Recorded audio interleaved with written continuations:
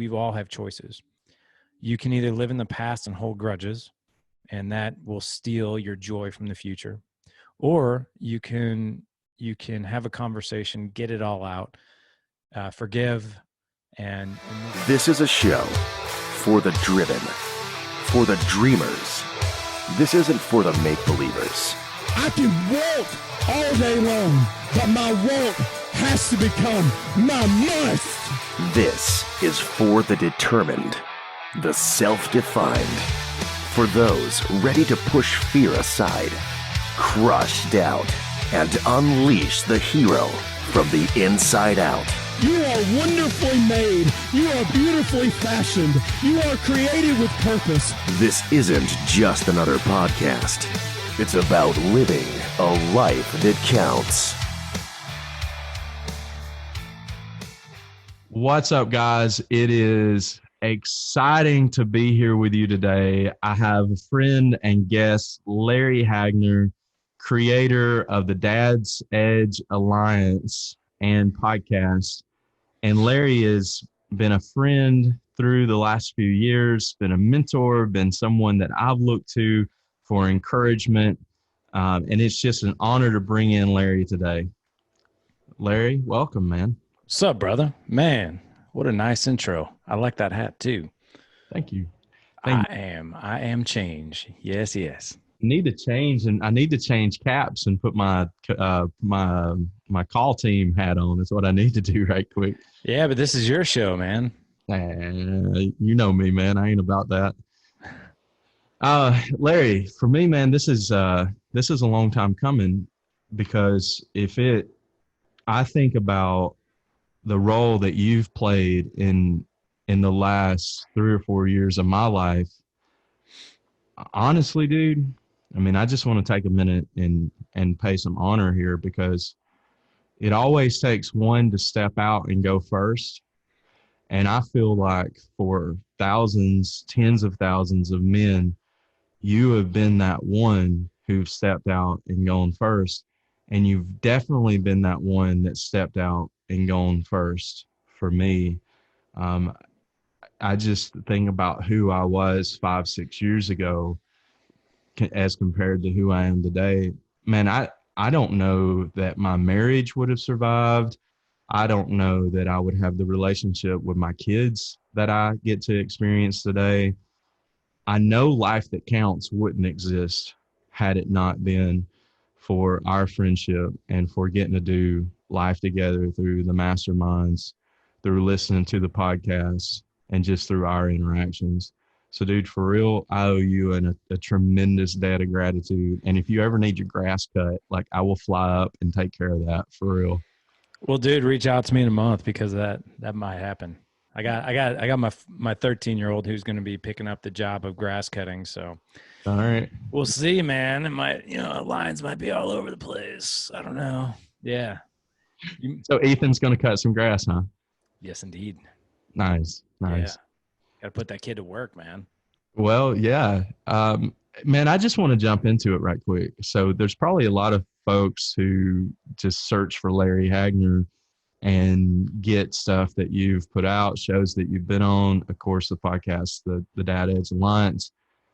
Talk a little bit about Larry before all this, because I feel like there's probably a story there where you yourself have experienced just a mega transformation in your own life. And how does that look for you? Yeah, I mean, mega transformation is an understatement. So what I can tell you is I was just a mess before this. This whole thing really started back in 2012 as far as change. And it really came from a very low place, a dark place, and it came from a place of burnout and not knowing what to do. And I got to tell you, like, it took a lot of surrender of the ego, surrender of, like, not everything is good and fine and good. Like, 2 favorite words that men love to use when you ask them how they're doing: fine, good, fine. I wasn't good, fine, but that's what I told everybody. And from the outside looking in, I was very successful. I had a great paying job. I was in medical devices. I was, married to a beautiful woman, 2 kids, decent house. Like, from the outside looking in, everything was just on point.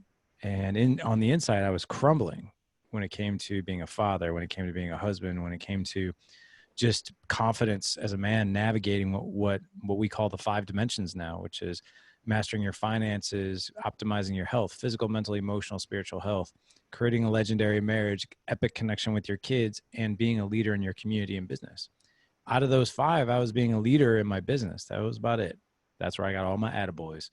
Everything else was not good, not good. So that's when it all started for me. And it's definitely been a huge change. So speak a little more to that, man. So where does that, how did you even get to that point? I want you to go back a little ways. I want you to think about life before marriage. Think about your core story. Think about growing up. What was that like for you? What was your experience as a kid like? Because Larry, you know this. One of the things that we run into a lot with guys on our weekly team calls is that we typically model what we've learned growing up. Oh, yeah. Each man's idea of what it means to be a father is typically a reflection of what they've experienced. Speak a little bit about that in your life. So my childhood story was definitely not the norm. And I don't share this story out of pity because it's made me who I am. In fact, when I have, my oldest, you mentioned Ethan, he asked me a lot of questions about my childhood, and I tell him, but I tell him in a way, I'm like, yeah, this happened. It wasn't always pretty. And I'll share what that story looked like. And he's always like, I feel sorry for you. I was like, don't feel sorry for me. I don't feel sorry for me. I used to play that victim card pretty hard. I don't anymore. And what I can tell you is that the past and all your struggles can serve you in a profound way. You just don't realize it. And now I use that as fuel to it. I'm not ashamed of where I come from. I'm not ashamed of, what I've been through. It's all helped me craft the very imperfect person that you see today, but very passionate about helping men and fathers. And so my story really started, I think, with my birth. I mean, I was born in 1975 and my parents were married for a handful of years and they got divorced. And I think the divorce was very ugly and really sucked. But what I will tell you without a doubt is as much as my upbringing kind of sucked and it was a struggle, it was what it was, and I didn't know any better. So, my parents were divorced. The struggle was very, very real. He left basically, and I didn't know him. I have no recollection of him. I remember being 4 years old and I remember being in preschool and I remember men coming to pick up friends of mine from preschool. I was like, oh, it's a dad. And my version is, hey, my mom hasn't found our dad yet. Like that was my, I was brought by a stork and, she hadn't found a man yet. So that's okay. So when I was 4, I'll never forget this. She brought a guy home for the first time. I think she had been dating him for a while. They worked together. He was a white collar worker. He was a data software engineer for Citicorp at the time. And I'll never forget this guy walking through our front door. This is 40 years ago. And dude, he had a trench coat on. He had the 1979 mustache. He had the briefcase, double Windsor knot tie, vest. I think it was even like double breast suit, all this stuff. And he was like just a dude. And I shook his hand. And the very first thing I asked him is, are you going to be my dad? Like big smile on my face that you could have felt like the awkwardness just being, pressurized into the room, right? There was like kind of like nervous laughter and whatnot. But a year later, they did get married. So I was 5. I remember being in the wedding. I remember like, oh, this is great. Like, we're complete as a family. Like my mom found our dad. Sweet. And he adopted me. So I have his last name. And what I can tell you is he was ex-military, very driven guy. He was very successful. I remember my mom could, at that point, stopped working, could stay home with me, which I thought was awesome. And I just remember the first couple of years being really happy. And then by the time I was like 8, 9, 10 years old, that's when things really got bad. And they were kind of getting bad early on anyway, but they got really bad then. And what I can tell you is he was a very nice guy, very polite. He taught me a lot about manners. Please, thank you, yes sir, no sir. That was the language I had to use. What I can tell you though is he drank, and he drank a lot. And when he drank, he turned into a totally different person. And my mom and him drank a lot. So I saw, them fighting a lot. I saw physical blows happen. He would hit me. He threw me down. He pushed me. He smacked me in the face. I mean, shut up, only babies cry, like that kind of language. That's kind of what I was. And I still remember, as I'm speaking about it, I remember the look on his face as he would hit me across the face. Very, very vivid memories of father, right? So they got divorced when I was 10. I was in 5th grade. He left. I've never seen him since, ever. And so then I really started asking my mom questions. Like, I understood at that point he adopted me. I was like, well, what happened to my real dad? Like, who is he? What's his name? I had no idea. And one day she sat me down and showed me the photo album from their wedding. And I was like, oh my gosh, like, wow, like I kind of look like him. Like, this is weird. I'm looking at a man who I'm related to, I've never met. And so a couple of years went by, and I was 12 and I met him by accident. I won't go into the details of that. Just, I met him by accident. It wasn't planned, met him by accident. And he was remarried at the time, had a 2-year-old, another one on the way. And what I can tell you is it was cool in the beginning. It was exciting. I was like, oh my gosh, like my dad's back. Like, and I called him dad right out of the gate, called him dad. And what I can tell you is that fizzled out after a few months. I just remember my dad was a young guy at the time. He was like 35. And I just remember being around him and feeling like this heaviness from him, almost like you're dating a woman and it's going to end. Like, it's just awkward, feels weird. And it's just like tense. Like, you can tell when someone's kind of pulling a fade away emotionally. And I remember having a conversation with him, and I don't remember exactly how it went. I just know that was the end, and it killed me. Like, so by the time I was 12, I lost my biological father. Then I lost my stepfather. Then I lost my biological father again. And my mom continued to date just these really toxic men who were heavy drinkers and other things, abusive, super, snapped at tempers, that kind of thing.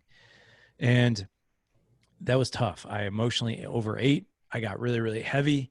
I had no friends. I was literally the most unpopular kid. I was terrible at athletics. No girls liked me. I mean, I was in a tough place. And then 8th grade, I failed 8th grade, had to do it over again. Things really kind of turned around in high school. And then I got into a good high school. I got into a good college. I graduated with a degree. I went on to a successful career in pharmaceutical sales when I graduated. And everything was great. I was getting married to my college sweetheart who I knew for a while. I'm kind of fast forwarding until I was 28, 29, 30. Then by the time I was 30, two things really happened in my life. Number one, we had our first son, who's Ethan, and I met my biological father again, by total mistake. I was at a coffee shop here in St. Louis, was sitting with a friend who is also a coworker of mine, and who comes walking in to get his coffee in the morning, my father.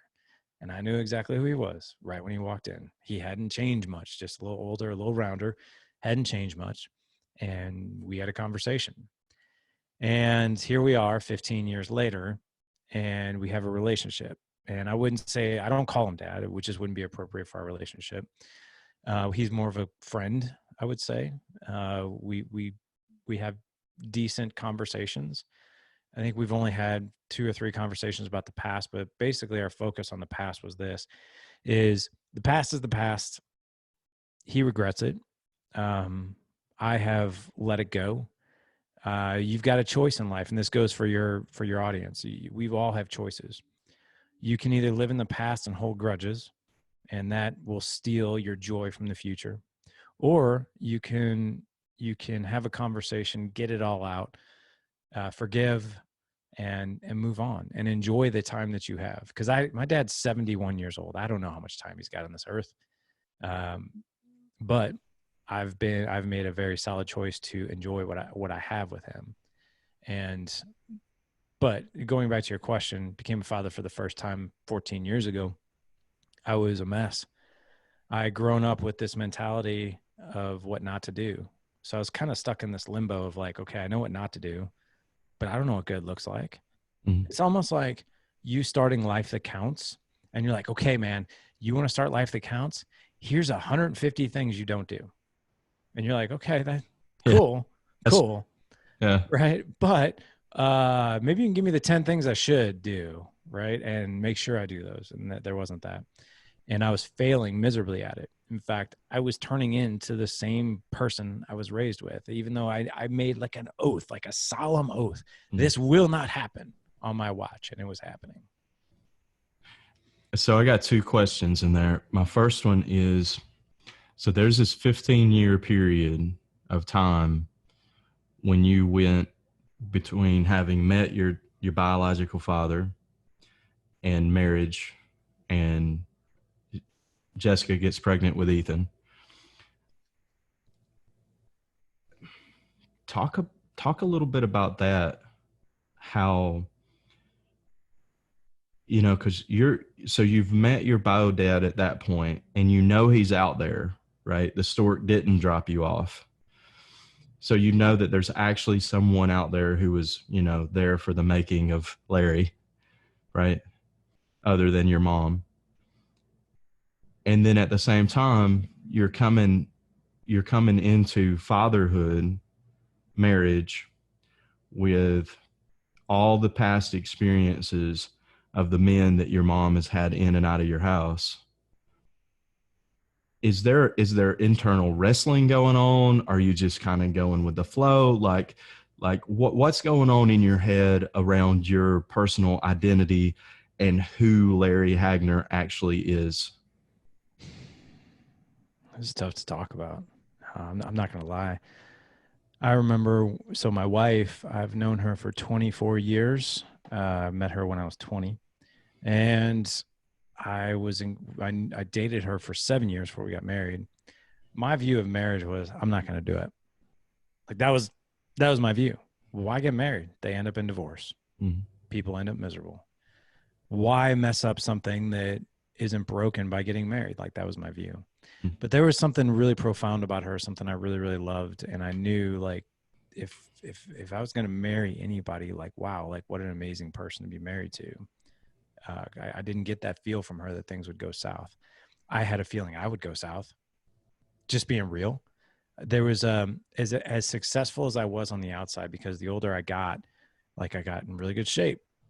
I had a very successful career, decent home, like on the outside, like everything looked like it was really put together, but in the inside, man, I was a mess.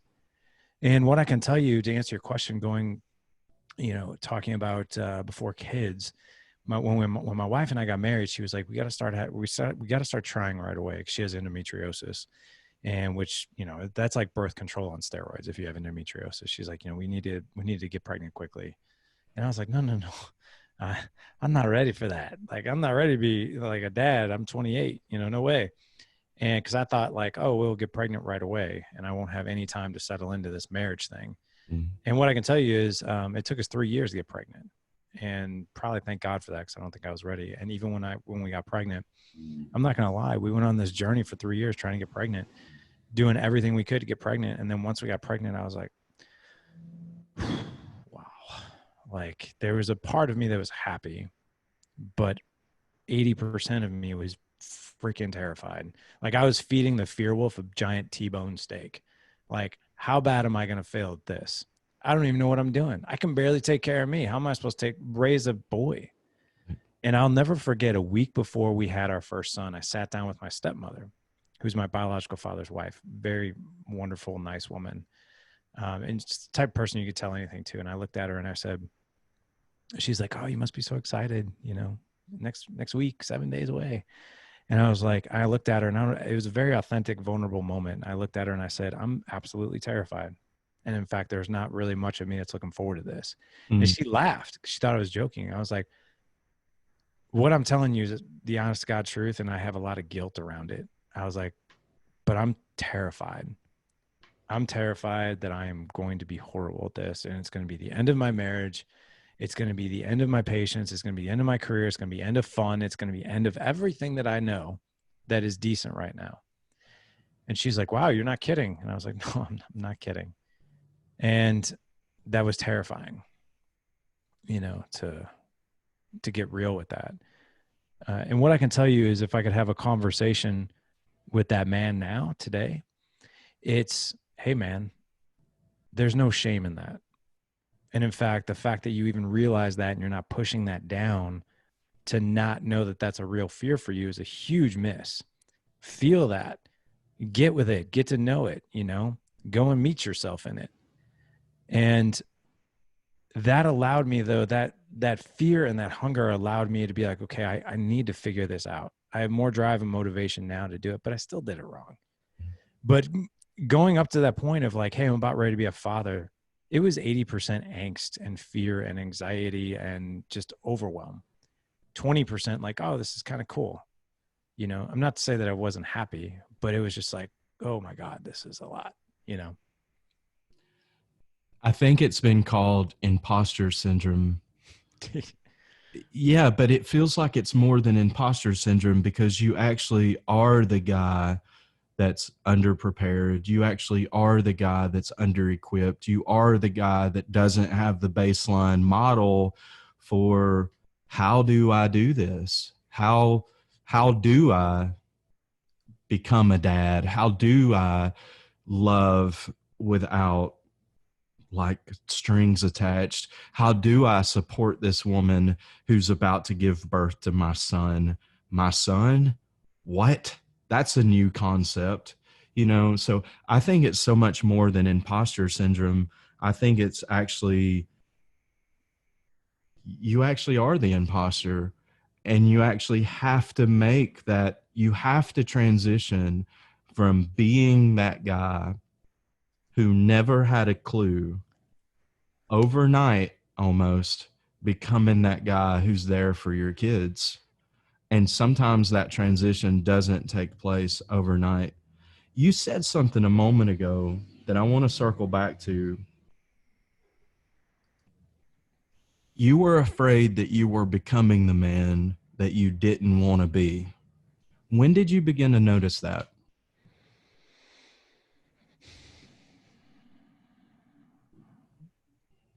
Gosh.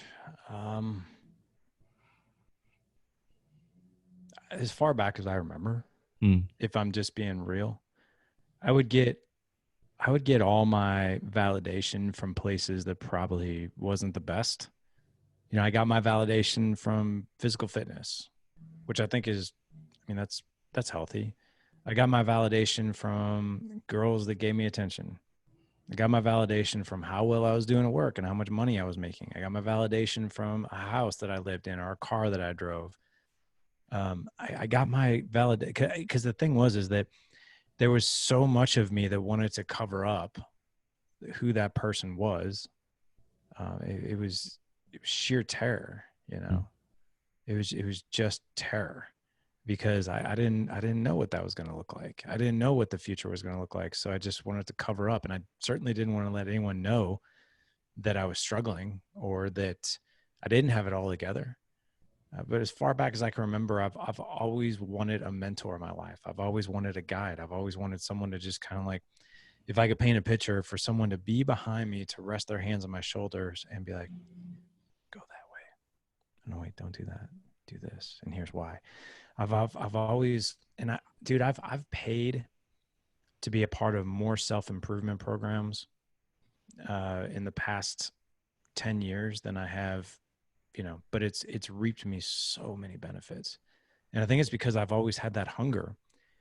Um, I had Eric Davis, who is a former Navy SEAL, on the podcast. He wrote the book Raising Men. And he said a quote that I'll never forget. He's like, you'll find more Navy SEALs who had absent fathers or no fathers than probably any other branch in the military. And I was like, why is that? He's like, well, a lot of us sat down and we talked about it. And we talked about it because we so deeply wanted to be guided. And we wanted to go through something and do something worthwhile, worth living, that we knew we kind of staked a flag on this planet and we did something positive. And we wanted unbelievable structure and guidance along the way that we didn't have. So you'll find more Navy SEALs who had reckless fatherhood experiences or no fatherhood experience than any other. And I think that was my mentality. I was constantly reading books. I was constantly going to conferences. I was always hiring a coach. I was a part of masterminds. And it was because I wanted that guidance. And what I can tell you is that I loved every minute of it. Right. Because it was that guidance that I needed so desperately. And once I learned something new, I'm like, oh, there it is. Like, oh, this is how I communicate with my wife. Oh my God, I've been wanting to learn this for so long. Thank God I now have the know-how. Right. Yeah. I feel that to the nth degree, man, that the imagery that you paint there of literally having someone to come behind you and put their hands on your shoulders and say, go this way, or don't do that, or just stay the course. I think that for me sums up an emotion that I haven't myself been able to put words around yet. So I'm going to steal that from you. You talked a little bit about your validation, and then you talked a little bit about seeking out a tribe, right? The self-help stuff and the investments that you've made along the way and whatnot. What led you to create, it was a Good Dad Project, and I'm really glad that that was the name at the time, because you know part of my story.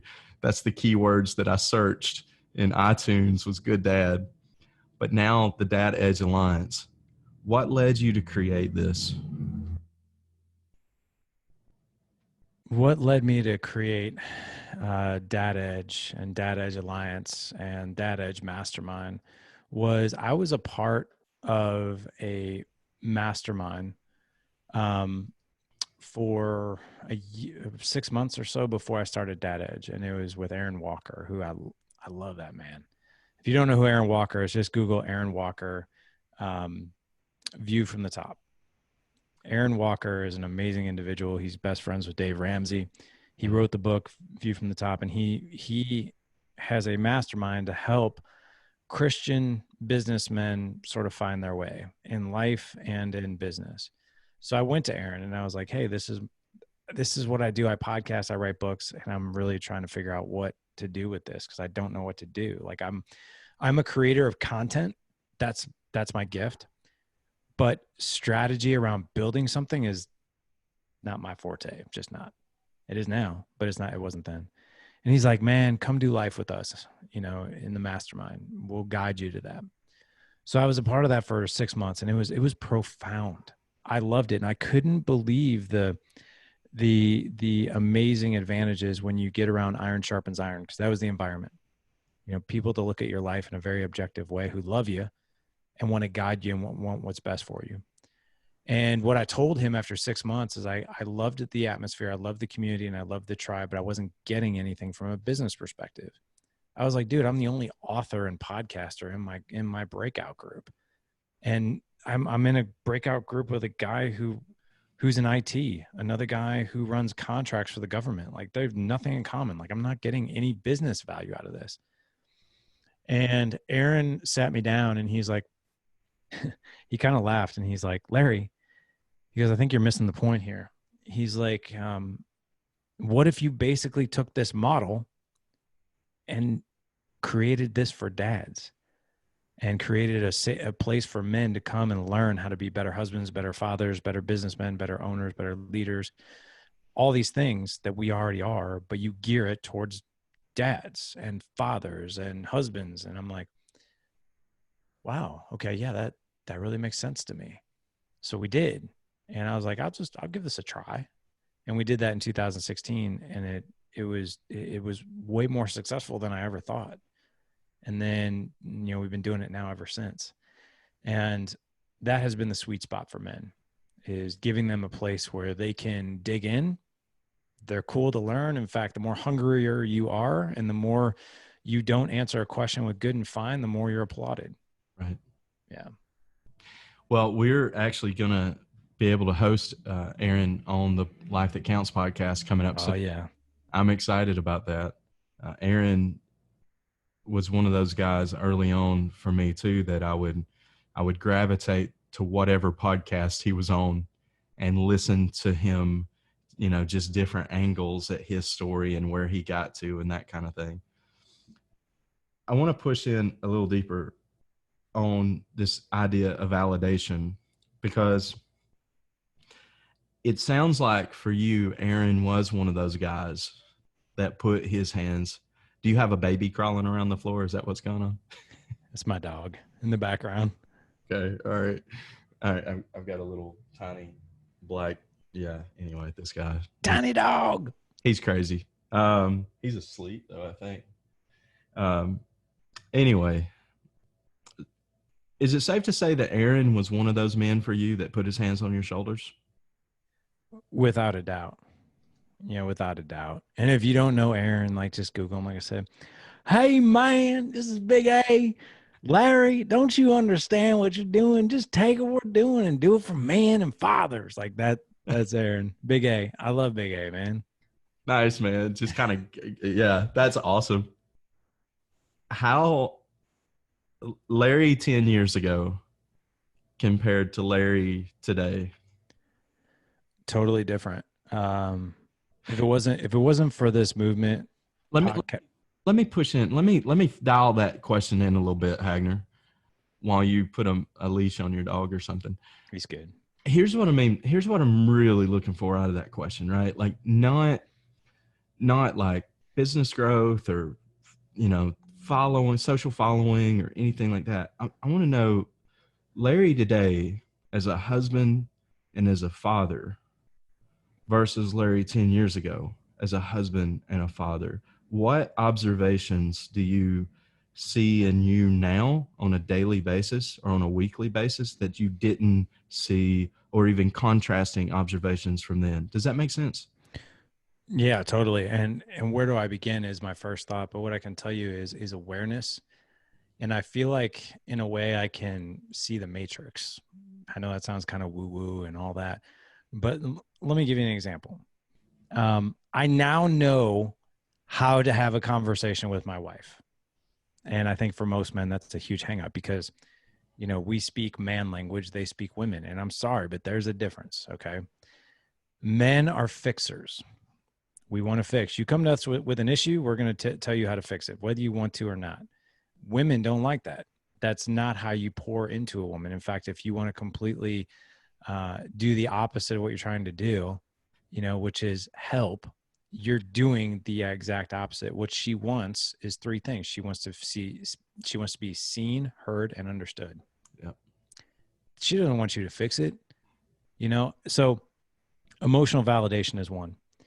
The way my wife would come to me and just talk, and I would immediately go into problem solving mode. I mean, that's how we're wired. And here's the thing: there's nothing wrong with that. The world would not be where it's at today if men weren't problem solvers. So there's a gift to that. But when it comes to communicating with your wife, that is absolutely not a gift.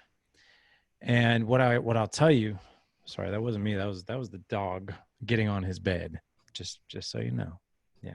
Right. The noise was interesting. It was. Sorry. He's 100 pounds. So there it is again. See, My dog weighs maybe 5 pounds. Right, which is really weird for a dude like you. You'd expect like a Saint Bernard, and for him to be on your shoulders and you just carry him around like a rucksack. Well, that's what I want, but right. We had something for my youngest son, but whatever. But what I can tell you is this: communication with my wife is so. My wife comes to me and talks to me, and now it's just like anything else. It's like sales, or it's like nutrition, or it's like fixing a water heater. It's a skill. Communicating with your wife is a skill.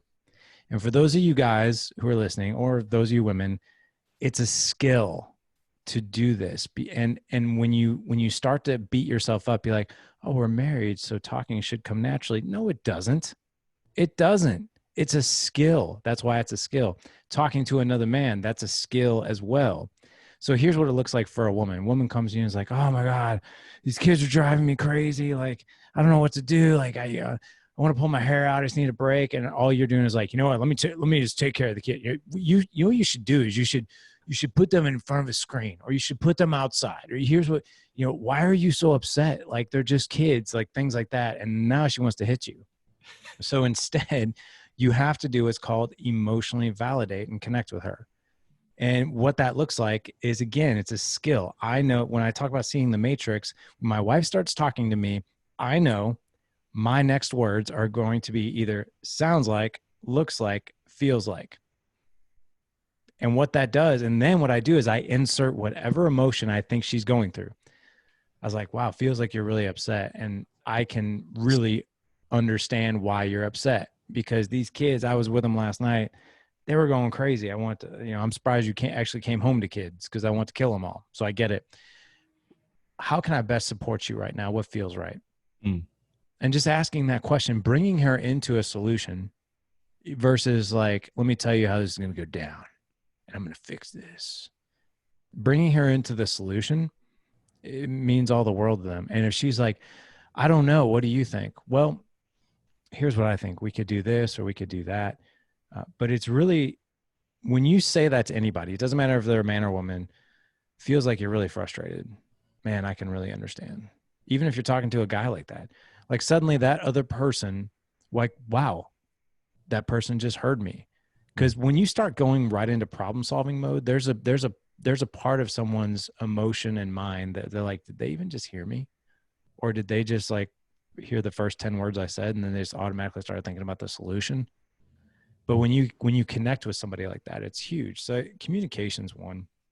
The other thing too is connecting with my kids and creating that space between keeping my cool when I want to lose my patience and, being a lighthouse in the storm, because I used to be the boat storm. And now am I a lighthouse every time where it doesn't matter if there's a hurricane or whatever's going on, that lighthouse is still there doing its job. It's remaining calm while the boats are out there taking all the heat. Yeah. And what I can tell you is I used to be the boat, and being able to create emotional space between reaction and response has been night and day. This is where the saying, be a thermostat, not a thermometer. Exactly. And I'm also reminded of something that Jason Palmer says. You know, Jason Palmer has more kids than like Methuselah, right? He talks about being the calm in the room. So I think I'm somewhere between consciously incompetent and consciously competent in becoming that person who can create and hold space for my wife and kids and for other relationships in my life. How did you get over the hump? Because what I hear from you now is that you're unconsciously competent. It's just something that you do. You just hold space for others. It's permeated in you somehow, right? What was it that led you into that? Yeah, it's a practice. And it's definitely not something I execute flawlessly every time. What I can tell you is that by learning some of the skill sets that I have, is creating space between reaction and response has been a complete and total practice. And what I usually do is I fall back to again, those skill sets.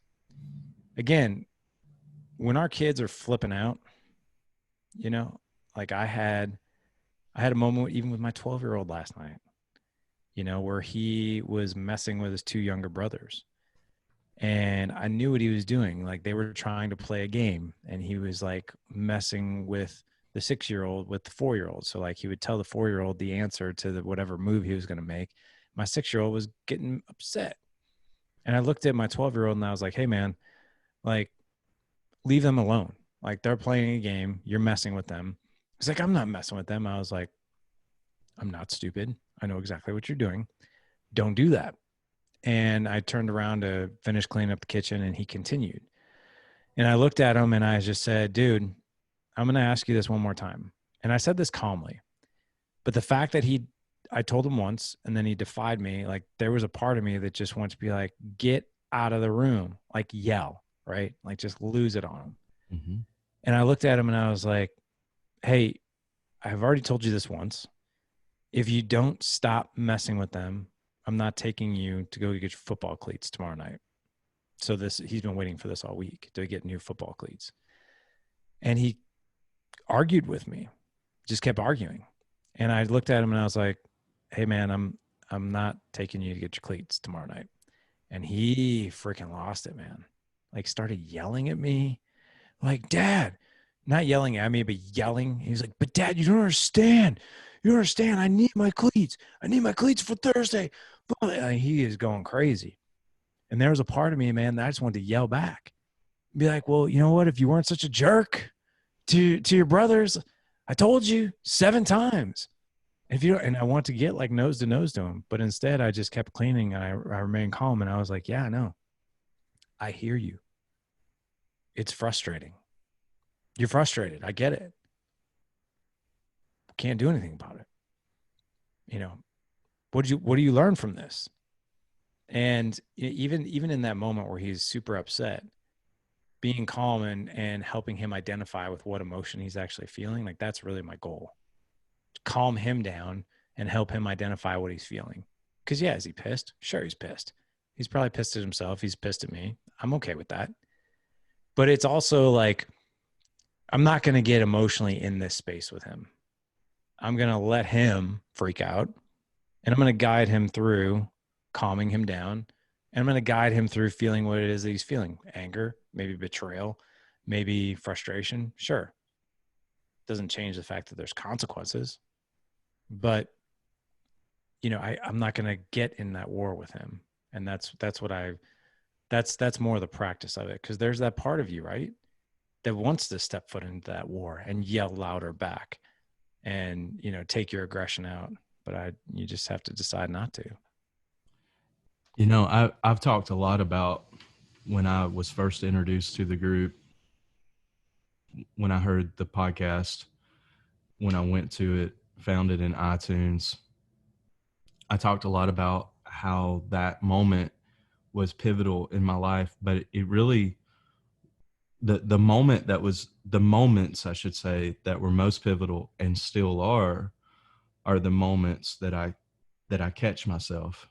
You know, it's those moments where I was laying in bed. Dude, I remember weeks, months, year, 2 years after that, I would lay in bed at night and rehearse how I completely did something.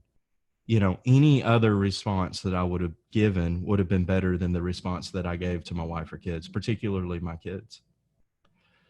And it was just that looking at myself with that lens of, okay, this is what happened. This was the role that I played in it.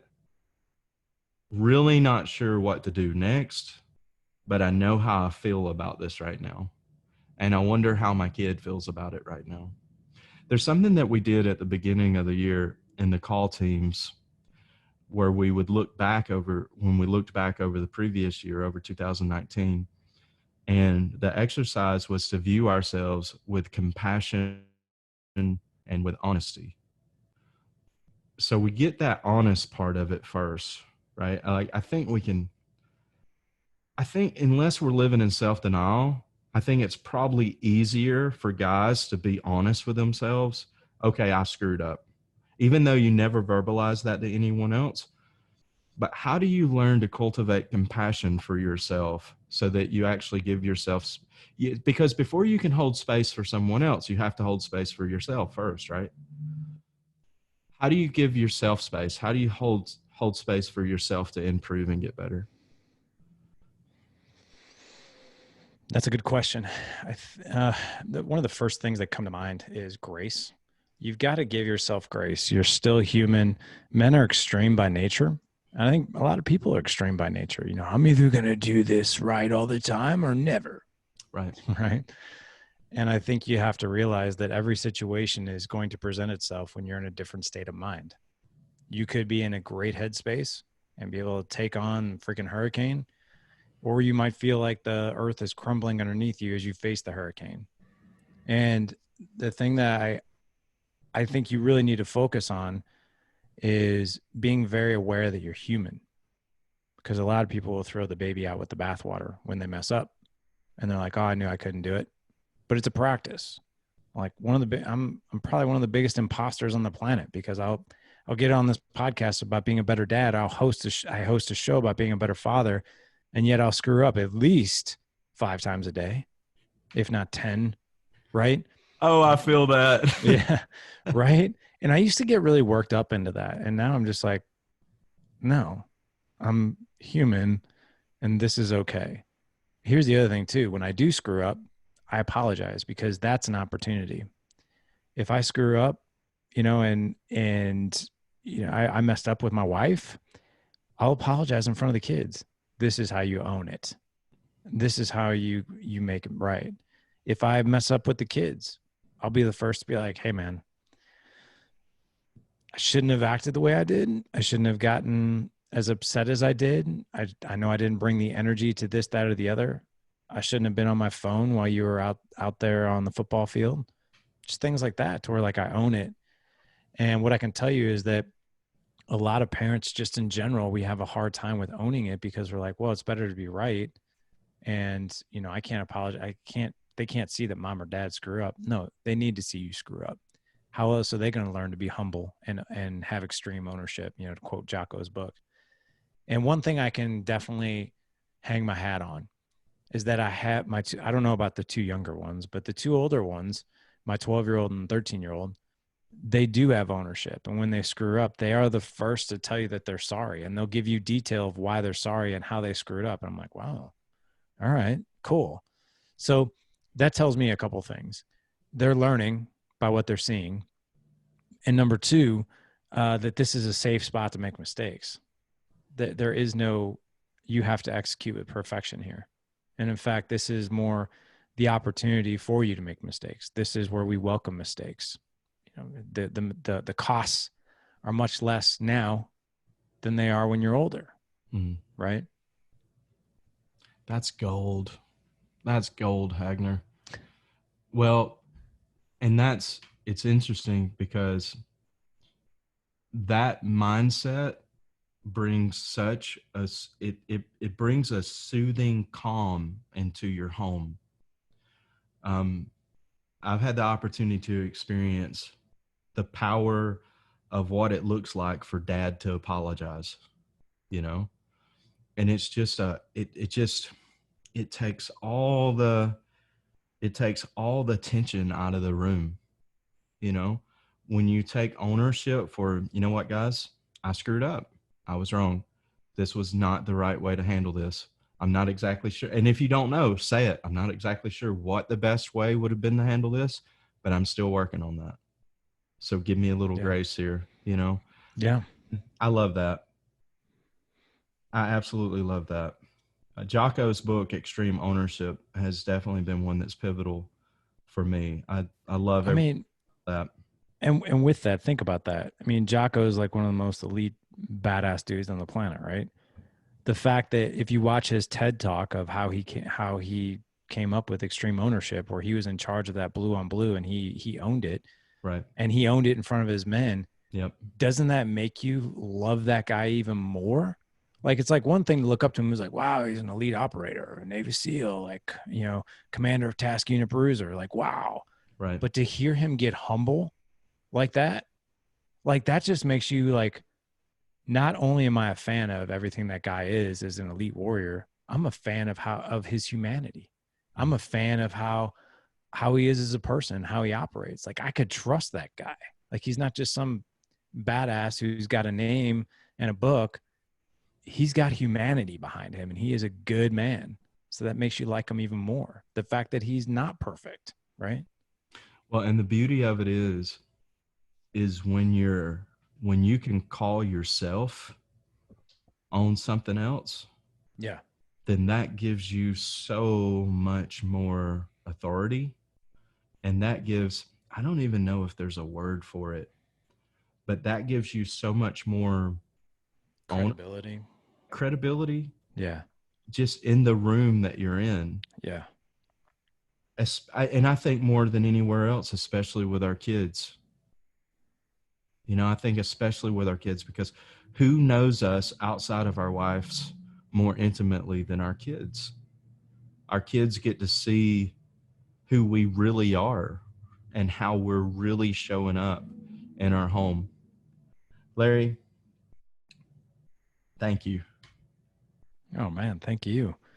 You're out there changing lives, my friend. I mean, it's amazing what you do. I mean, talk about a ripple effect of helping the youth of today with what you're doing.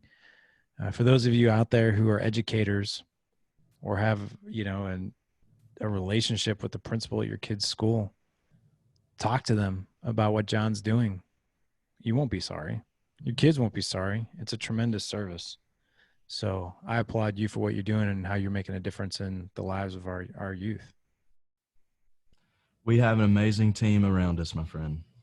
We have a team of folks who are genuinely interested in making a difference in students' lives, and we've been blessed in ways that I don't even know how to begin to imagine to say. But thank you for that, Larry. I was not expecting that at all. So thanks for that, Larry. It goes without saying, I think, and for me at least, what you mean to me. I don't know that I'll ever be able to truly relay that. It was my goal. I remember being 6 years old, thinking that, you know what, my life's not going to be the life that I'm experiencing now as a kid. My life's going to be different. And for many years of my life, even up into my early 30s, I defined myself by who I was not going to be. And it was you and it was your work with fathers that helped me put a voice to who I want to be, and not only of what I'm against being. So I owe you a great debt for that, my friend. And if you're a father, or if you're married to a guy or in a relationship with a guy, and you see that this guy needs some space to grow, or I think all men anywhere need space and needs room to grow, you've got to check out the Dad Edge Alliance. You've got to listen to the podcast. It is 1,000,000% worth your investment. Folds more in reply. Um, to be a part of weekly call teams and getting to mix it up with the guys and the groups there. You've got some amazing men who are leading these call team, Larry. And I think they're a reflection of everything that this community stands for. And as I've had the experience to get to know some of these guys, to have guys like that in your corner, you know, and to know you're not out there doing this thing alone, but to know that there's someone else there in your life, dude, that's worth it in spades. All right, I got a last question for you. What does it mean for you? You know, one of the things that we used to do in the Alliance, and I think some teams still do this, we do this with some of our guys when they come in. Remember, we would write our obituaries. When you come to the end of your life, what's it going to look like for you to have lived a life that counts? I think about that a lot. One of the most powerful statements that I've ever heard is the definition of hell is meeting the man that you could have been when you're laying on your deathbed. Ooh. And I will not meet that man. The man that I will meet will be standing in front of me in a mirror. And the actions that I take right now are going to propel me closer and closer to that. What does that look like? That looks like creating an unbelievable connection with the people who are around me most. And that sounds cliche, and that's really 30,000 feet. But my goal is to create experiences with my kids, my wife, to literally, it's like carpe diem. Example. Last night, my 6-year-old was having a hard time sleeping, and he's at that age where he doesn't like going to bed. So he'll do kind of a dog and pony show, like, I don't want to go to bed. And dude, I'm sorry, but like I wake up at 5 every morning, sometimes 4:45, and I'm smoked by 9. I don't. That's when my patience is tested the most, is at night. Mm. And I could tell when I was putting him to bed last night, he had this look in his eye. It was very different. And I was like, "What's going on with you tonight?" He's like, "I'm really scared." And I'm like, "Scared of what?" And he's like, "I'm scared of monsters and this and that." And there's that part of me that's just like, "Dude, you're fine. Come on, man. I just want to go to bed with your mom. It's been a while since we've messed around." You know what I mean? Like that was on my mind. But I just kind of like, I was like, "Oh, you'll be good, man. Don't worry. We'll say some prayers." And we did. And I kind of left his room and I said goodnight to the other kids, and I was smoked, and I was really looking forward to hanging out with mom, if you know what I mean. And I heard my 6-year-old say, Dad, Dad, Dad. And there's that part of me that's like, oh, no, and there's that part of me that's even like, what do you want? Right. And I went in there and I was like, what's up, buddy? Like, I was literally like, what do you need? Right. 'Cause I'm human. And he's like, Dad, I am really scared. Like, I'm really scared. And I was like, I took a deep breath as I knew my wife was waiting for me in our bedroom. And I was like, do you want me to lay with you for a while? Rub your back. And that's what I'm talking about. Am I going to shove my 6-year-old off because Dad wants to go get some action? Or am I going to be there for him and give him something that he absolutely needs? And he's 6. I remember things when I was 6. Yeah. And for my father to get in bed with me, it never happened. Yeah. Now I was like, I have an opportunity here to get closer to meeting that man at the end of my life that I want to meet. And if I were to shove him off to go be selfish, to get some action, then that's not the person I want to be. That's not within the realm. So I laid with him for 15 minutes and he fell asleep and I rubbed his back. And I went in the bedroom. My wife is like, what took you so long? And I'm like, he was scared. You know, she's like, he says that all the time. I was like, no. He was scared. Like, he was almost borderline tears. And I needed to be with him, needed to lay with him, rub his back. I didn't expect him to fall asleep, but he did. And she's like, wow, it's really cool. And there's not one part of me that regrets that. In fact, by the time I got to the bedroom, my wife was tired and nothing happened. But do I regret that? No, not at all. We got today. She already told me, like, it's at 1:00 tomorrow afternoon, you're mine. The kids are not going to be at home yet. You know, I want that time. Okay, done. But do I regret that? Not at all, because that gets me closer to meeting that man, because he'll never forget that. Maybe he will, maybe he won't, but it's opportunities like that to where you're so tempted to not show up, and for a variety of reasons, but you do it anyway. You do it anyway because that's in line with your core values. That's in line with meeting that man that you want to meet at the end of your life. I don't want to be sitting in front of a guy being like, dude, you left your 6-year-old hanging?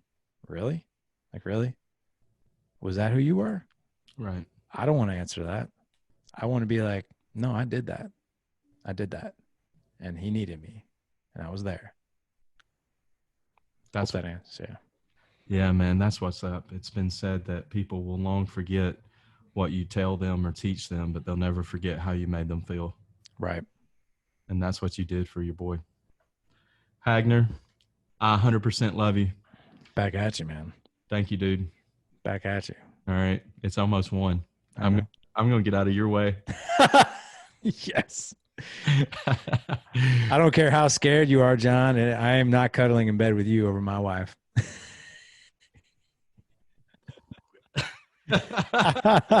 Speechless. I have no words. All right, brother.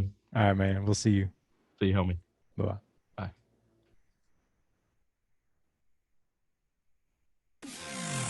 Thanks for listening to another episode of Life That Counts. Tune in next time for more insight with host John Williams.